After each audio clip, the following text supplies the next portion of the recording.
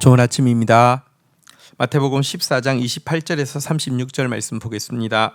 28절 베드로가 대답하여 이르되 주여 만일 주님이시거든 나를 명하여 물 위로 오라 하소서 하니 29절 오라 하시니 베드로가 배에서 내려 물 위로 걸어서 예수께로 가되 30절 예수께서 바람을 보고 무서워 빠져가는지라 소리질러 이르되 주여 나를 구원하소서 하니 31절 예수께서 즉시 손을 내밀어 그를 붙잡으시며 이르시되 믿음이 작은 자여 왜 의심하였느냐 하시고, 자, 예수님께서 안심하라 나니 두려워하지 말라라고 이야기할 때 베드로가 놀라운 말을 하고 있습니다.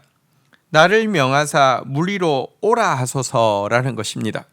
사실 베드로도 다른 제자들과 마찬가지로 새벽까지 힘겹게 노를 젓고 있느라 기진맥진한 상태였고요. 여전히 풍랑은 거의 삼킬 것처럼 넘실거리고 있었습니다. 하지만 그는 지금 자기들에게 안심하라고 하시는 분이 예수님이라는 사실을 알자 주님이시거든 나를 명하사 물 위로 오라 하소서라고 고백하고 있는 것입니다. 베드로 안에 진짜 이런 믿음이 있었습니다. 이런 도전적인 믿음이 있었습니다. 이와 같은 당돌한 요구에 예수님께서는 오라라고 답변해 주셨습니다. 그러자 그는 바로 물 위로 뛰어들었고요. 그럼 사실 물 위로 뛰어든다는 거 쉽지 않습니다. 우리가 다이빙을 할 때도 진짜 물로 그냥 잠잠한 물에 뛰어들 때도 높이가 있으면 막 잔뜩 그 긴장을 하고 또 생각하고 하잖아요, 그죠? 근데 지금 풍랑 있는 바다에 뛰어든다는 거 정말 쉽지 않습니다. 근데 뛰어드니까 물 위를 정말로 걷게 되었습니다. 문제는 조금 지나다가 막 그 풍랑을 보고는 무서워하자 물속에 빠져 들어가게 된 것입니다. 아무리 바다에서 잔뼈가 굵었지만 여러분 풍랑 속에 바다에 빠지면 이것은 생존이 불가능하죠.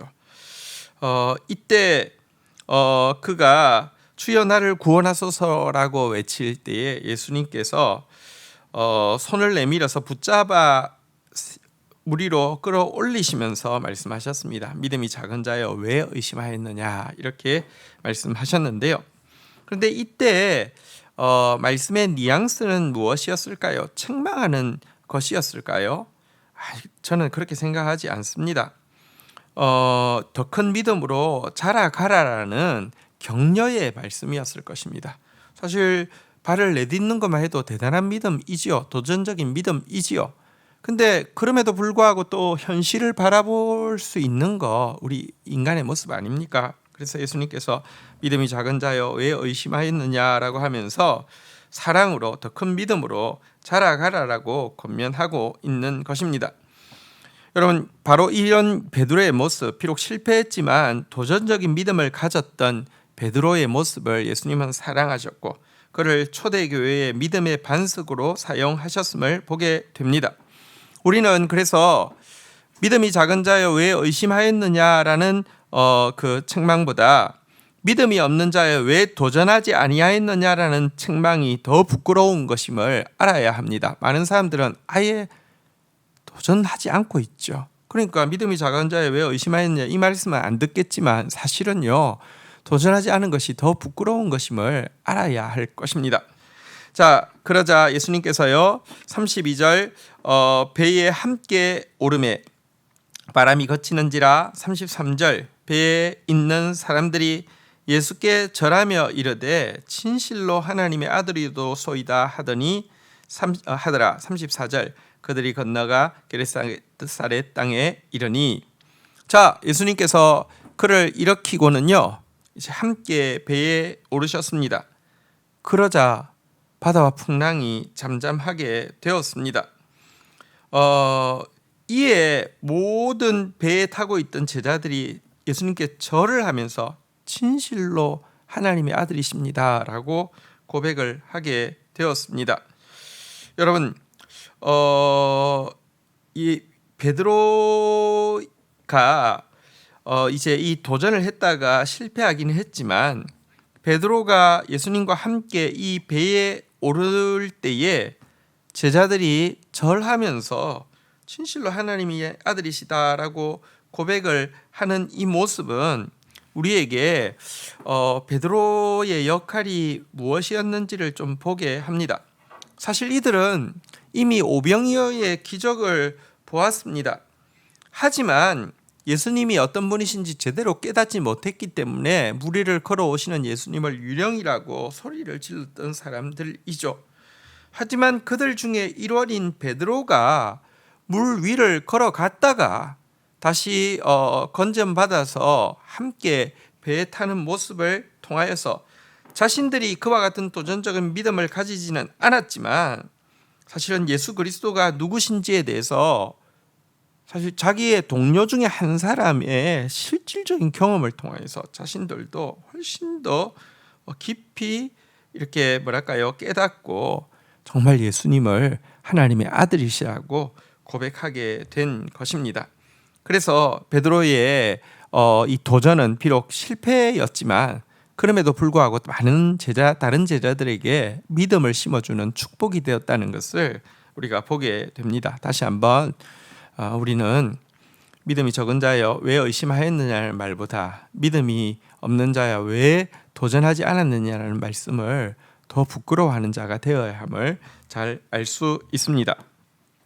자, 게네사렛 땅에 들어가셔서요 35절 그곳 사람들이 예수신 줄 알고 그 근방에 두루 통지하여 모든 병든 자를 예수께 데리고 와서 36절 다만 예수의 옷자락이라도 손에 대게 하시기를 간구하더니 손을 대는 자는 다 나음을 얻었더라. 자, 이제 게네사렛 땅에 이르렀을 때의 사역을 이야기하고 있는데요. 사람들은 그 옷자락이라도 손을 대기를 원하는 마음이 있었고요. 또 그렇게 하는 자들은 다 나음을 입었다 이렇게 이야기를 하고 있습니다.